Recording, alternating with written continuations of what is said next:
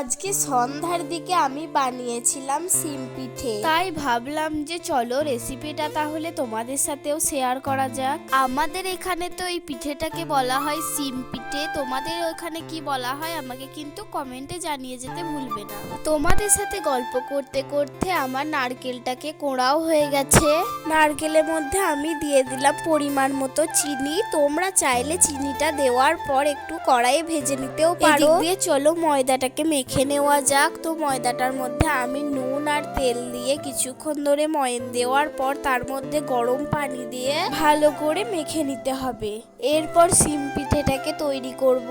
প্রথমে আটার একটু গোলা নিয়ে সেটাকে লুচির মতো বেলে নিতে হবে। নারকেলের পুরটা দিয়ে দিতে হবে। তো তোমরা দেখে নাও আমি কেমন ভাবে সিম পিঠের শেপটা দিচ্ছি। তোমরা চাইলে গ্লাসের সাহায্যেও কেটে নিতে পারো।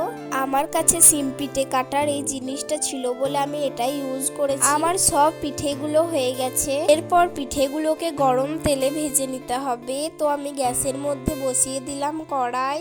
তারপর কড়াইয়ের মধ্যে তেল দিয়ে তেলটাকে গরম করার পর তার মধ্যে সিম পিঠেগুলোকে একে একে ভেজে নিতে হবে। সিম পিঠেগুলোকে আমার মা ভেজে দিচ্ছিল।